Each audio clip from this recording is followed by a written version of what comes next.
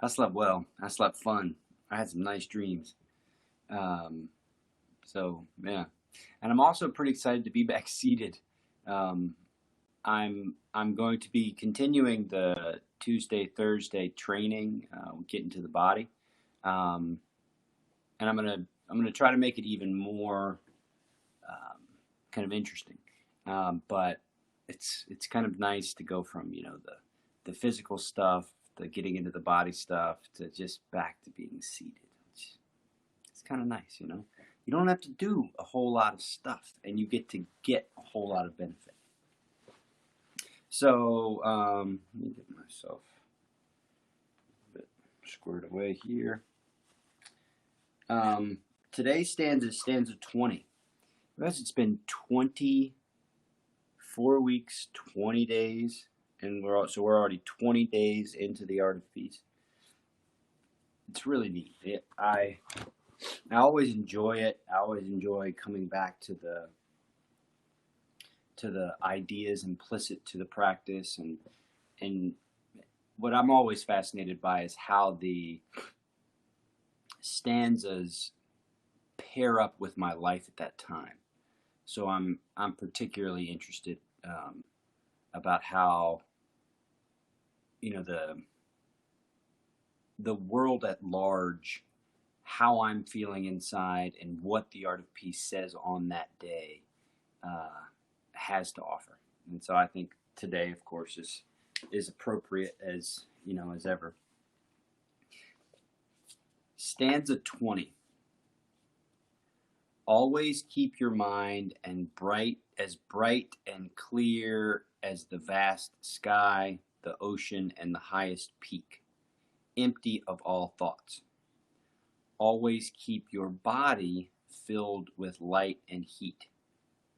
Fill yourself with the power of wisdom and enlightenment. So just think about that in 3 chunks, okay? Mind, body, self, okay? Mind, bright and vast. Mind in the context of mind as it relates to nature,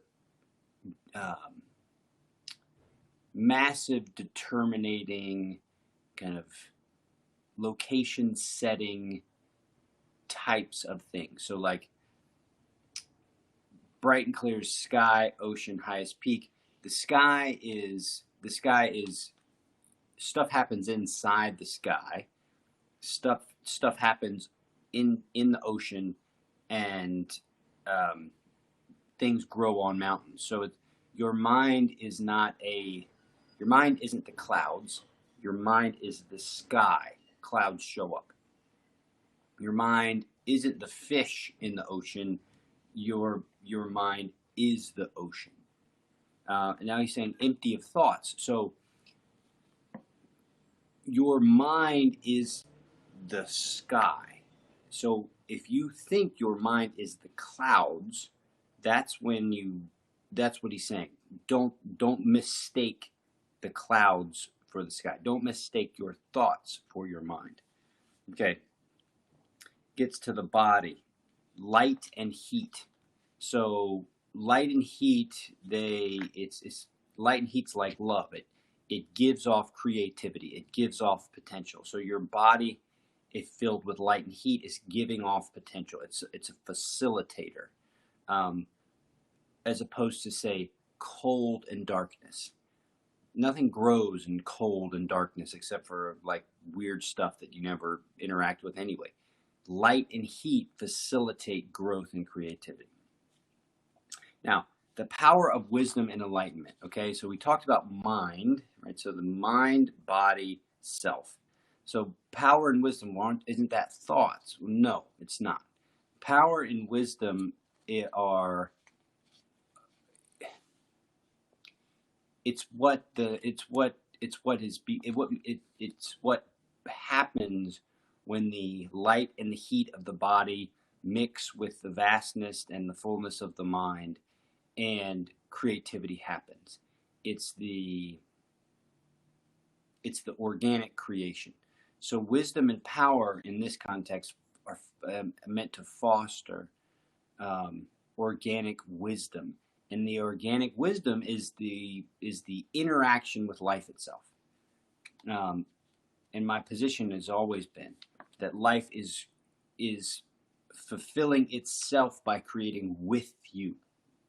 And so there's an absolute back and forth between life and self. One cannot understand or recognize itself without the other, right? So there's a participatory quality. So this is what I'm saying in the context of the title. Okay, so the title is COVID-19, the greatest mental health crisis of all time. So all the things that have helped people, kind of our society in a sense, the power structures in our society maintain kind of a worryless mind, creativity, growth, power, and knowledge. All those things have been massively disrupted. Every single one of those structures have been completely disrupted by COVID, 100%. And how that's playing out is each and every one of us have to literally just sit with whatever we have going on in our heads, whatever we have going on in our bodies, and whatever we thought was the way of things. And we have to sit and watch all those things start to fall apart. And not just start to fall apart, but really fight not to fall apart as they continue to fall apart. It's just inevitable. And what's going to be the new ground after we get through this, nobody knows. But what's happening right now is the falling apart of everything. And what that's really doing is, because it's not killing as many people as it could, it's killing enough people to make us scared and killing enough people to make us have to change everything. There's still a pretty good chance that most of us are still going to be here when this is all over.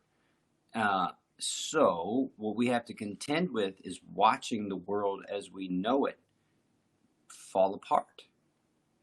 And we have to watch the vulnerability implicit to all of our structures, our stories, our bodies, our systems. We have to watch those vulnerabilities play out.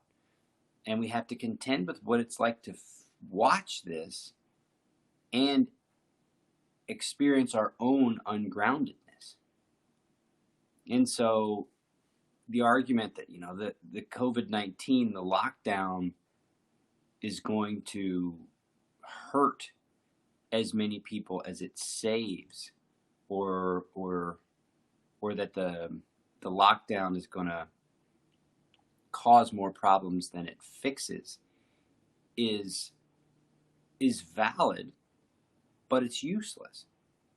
It's valid, but it's useless. Almost all the thoughts pre-COVID about how to do things, how things should be done, are useless. There's just the reality now. And the reality now is vulnerability. And the vulnerability takes place at the level of the mind, the level of the body, and the level of the self.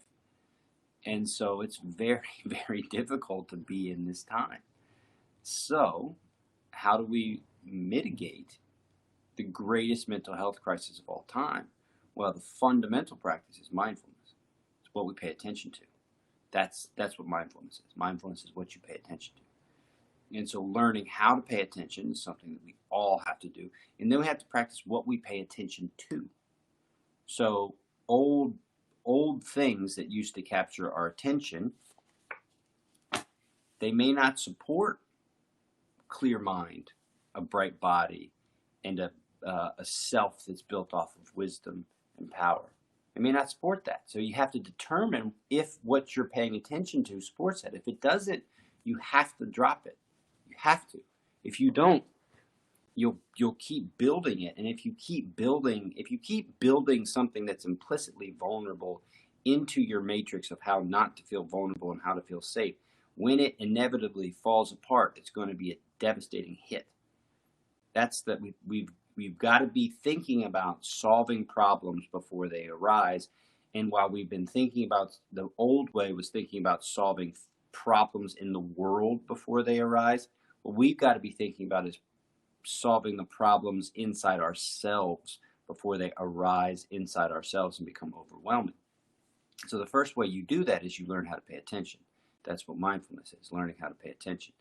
The second thing you learn how to do is reconnect to the things that you feel the most sustainable, the most grounded, the most solid, the most able to pivot off of and kind of embrace and engage in.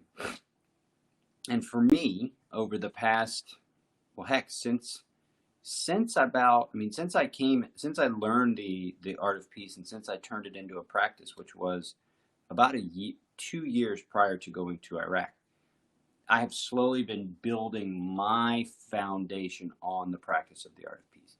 And the reason why I find it so valuable now is that it's very stable, it's very secure. There's nothing that can diminish its basic wisdom.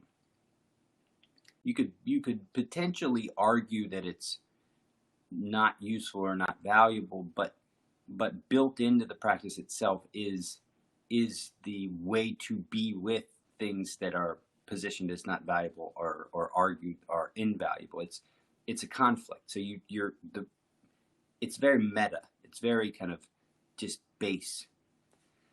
And so that's what really has given me a ground to work off of. Now, just because I have that ground doesn't mean I'm not interacting with vulnerability all the time. I mean, the reason why I'm calling it the greatest mental health crisis of all time is because I'm just watching how vulnerable all the things and all the people and all the systems and the structures, I'm just watching how vulnerable they all are.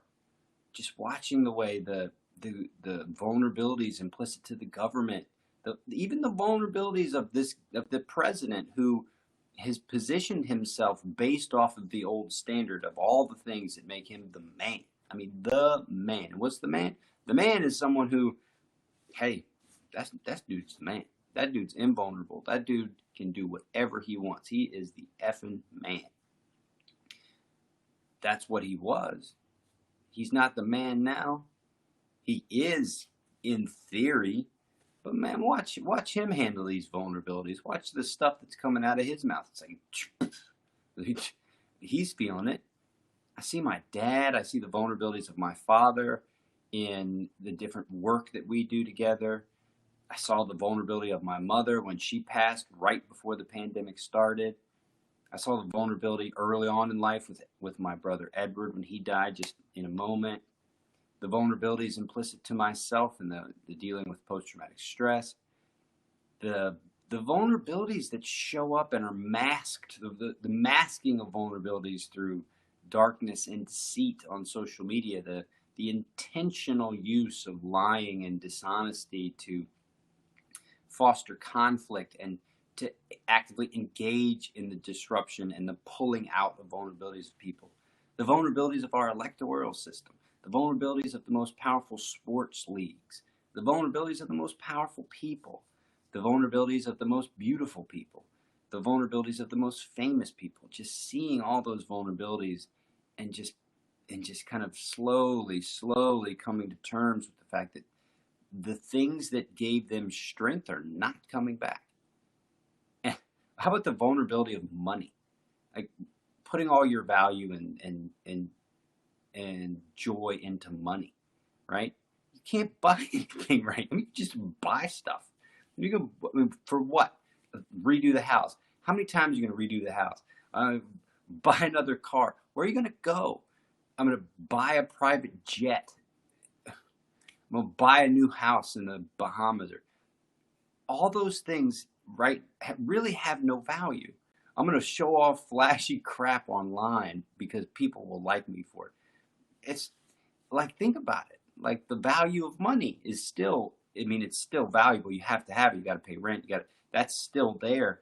But having tons of money because that gives you a sense of power and prominence. If you had tons of money right now, what would you do with it?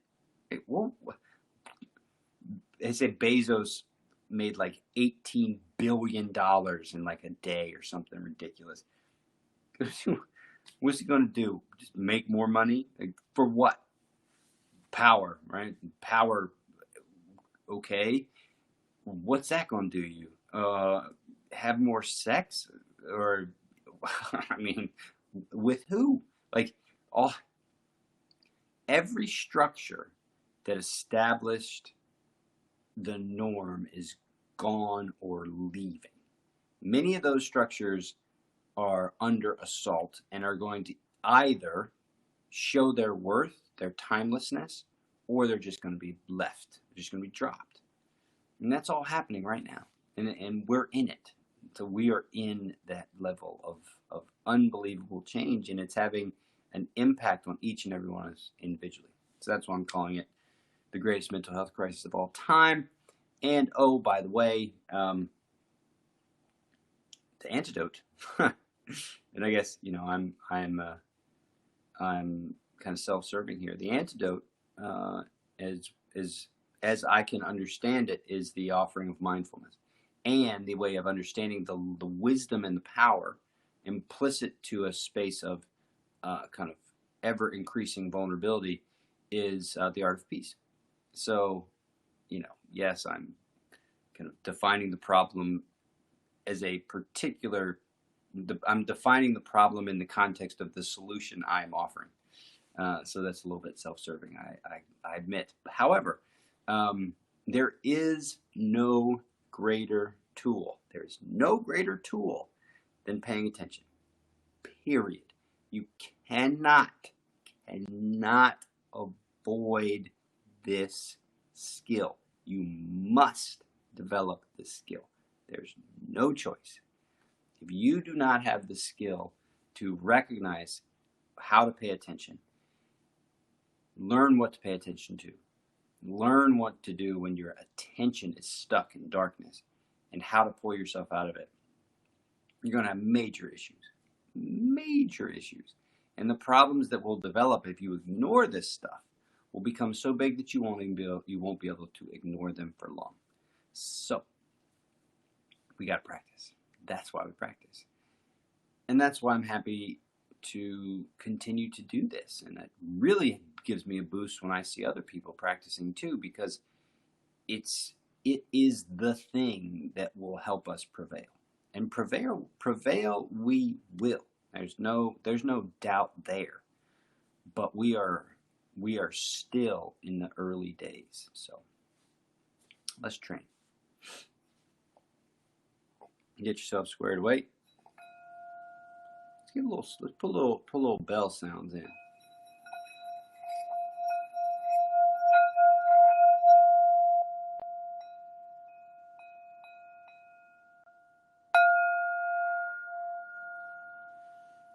So just kind of listen to the bell as it fades. The fade of the bell kind of zoom you in to kind of a singular style of focusing. What's showing up sensationally that's the most significant for you? What's the thing?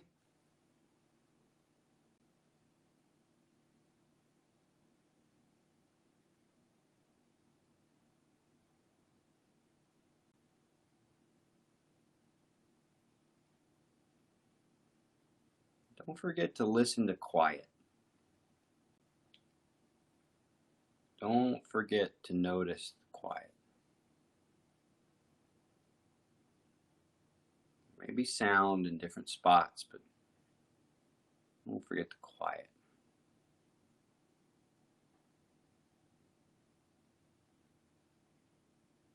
And if you're putting your attention on smell, don't forget the awareness of clean, clear, without smell.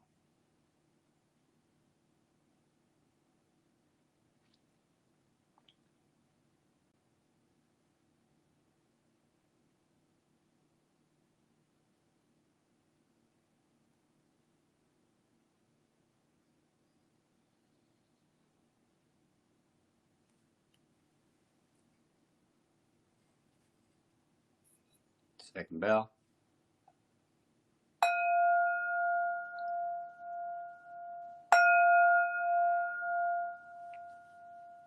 and the sound fades, go straight to noticing your ground, what's beneath you. What are your legs and feet doing?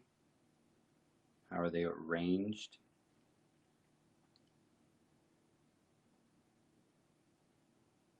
From there, let's start to build the spine, starting at the pelvis. See if you can make your pelvis 2 to 5% more sturdy or comfortable or kind of squared away. You know, what would feel best today or right now? And then from there, build up. So start building up into the core. So the way to build the core is not to tighten the core, but to soften the core so that the core has plenty of slack, right? And then once there's slack in the core, then you allow your upper body, your chest region, your heart space, to take up that slack. So the core becomes soft, and then the whole chest, three-dimensionally, lifts. It's not the front of the chest lifting, think of the heart lifting. The heart lifts up. So once the heart lifts up, you've built the spine up into the collarbones. So make sure the collarbones are where you want them, and then kind of organize your head and your neck in relation to your collarbones and your shoulder blades. So remember, your neck is not the front of your neck. Your neck is the whole neck. So if you got your collarbone, you've also got your shoulder blades back here. Think of the front part of your collarbone, front part of your neck, and the shoulder blades is the back of your neck, and find that space that you feel like is balanced. Get to the top of the head. Imagine getting taller by the top of your head by 1 millimeter. So the goal of kind of this little millimeter up is to feel the whole spine alive, alert, but relaxed. Alert, but relaxed. It's not a fight, but at the same time, it's not kind of a nap. So it's alert and relaxed at the same time.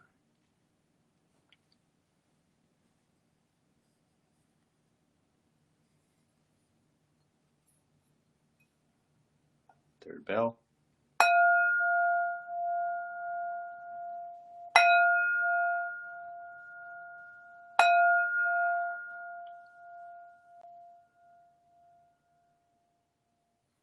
As the bell leaves, get to the breathing.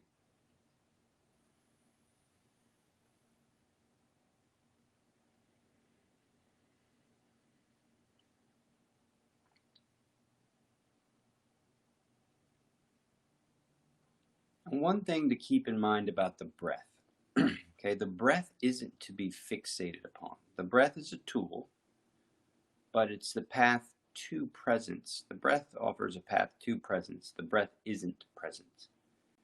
Presence is empty presence. So you're attentive, you're alert, but you're not distracted by whatever thoughts are popping in and out of your mind. And so what you're doing with your breath is you're creating a calmer and calmer internal environment and giving yourself a ground to come back to if your mind pulls you away. So your thoughts pull you away, you think breath, breath, breath, breath, breath, get back to the breath, get back to the breath. But ultimately what you're working towards is just presence itself. And it's the presence, the beingness underneath thinking. It's when you get to the level of the sky, the level of the mountain, the forever nature of what you are. That's where you want to rest. So don't get too fixated on all the different breathing things and this and that and the other. Those are tools. It's tools to get to stillness, but that's not the goal. The goal is becoming ever more familiar with your constant nature, your fundamental nature, which is like the mountain or like the sky or like the ocean. That's the fundamental essence. And you go through all those steps to get there. Now, this fundamental essence oftentimes shows up in a very fleeting way. So it pops in, pops out, pops in, pops out. and sometimes it'll stick for a little while and then it's gone again. But that's the enlightenment part. Now, to be enlightened doesn't mean you've got that thing and everything's great. No, to be enlightened is to recognize that that space is there, kind of identify it, and to slowly start to cultivate its kind of preeminence in your being as opposed to the preeminence of your thinking. And part of why this, kind of mental health crisis is all the things that enabled people to just kind of be kind of static in their thinking and their way of being, because it was all built off these old stories and structures are all gone. So all the normal ways of thinking, thought, and what to look forward to, all this other kind of stuff, the things that take up the mind, that's all gone and leaving. So it's establishing what's underneath all that, reconnecting to that, and then nurturing it. And we nurture that through meditation. So I'll shut up now for about 2 minutes and we'll just sit. And you just practice. If you need to keep focusing on the breath in order to keep your kind of awareness present, absolutely. That's the way you get there. So do what you need to do to be where you are in your practice, and we'll do that for the next 2 minutes.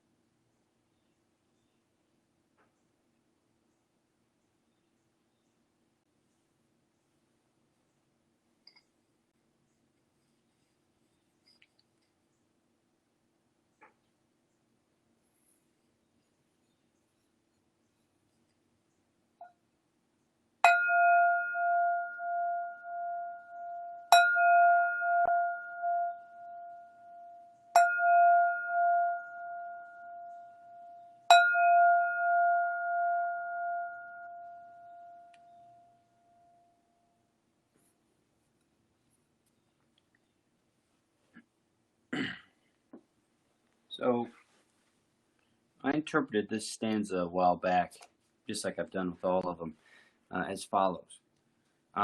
If your mind is dark, the world is dark. You matter in this world because of your power. Do you know this? And so what I want to be really intentional about is acknowledging the fact that excuse me, this stuff's scary, and it's very difficult. I really dislike vulnerability. I dislike it within myself, and I dislike it within other things. And the reason why I dislike it so much is because I find it terrifying. I just and when I think about the people that I think are the most invulnerable, the strongest, the stablest, the most grounded, when I think about or see them in their vulnerability, I just find it terrifying. So I want to acknowledge just how scary all this is, and how hard this time is, and how difficult and challenging so many lives are. And so, if you've got any kind of real challenges that you're dealing with, please don't hesitate to reach out and just say what's up. You know, I've interacted with several students now, both Marines, both experiencing different forms of combat and conflict, and I've been able to kind of support them and as a member of their team, not as their primary care mental health support, but as a part of their mental health team. And so, if you or someone you know really wants to start paying more attention and working with this, that's what I'm here for, and that's what this is here for. So, you know, I just wanted to always point that out. Let me see. Say hi to anybody here. Let's see. All right. So, yeah. So we're done for this week. It's week 4. We'll start week 5 next week. So anyway, Armor Down, I hope you have a great rest of the day. I hope this weekend is peaceful. I hope you get some good food. Hope you sleep well. Be careful of consuming intoxicants, myself included. But thank you for being here. I hope you have a great rest of your day. And today is Purple Heart Day. So to everybody out there that has a Purple Heart and who has served this country and fought and bled in the face of the enemy, honor you today. And with that, King out.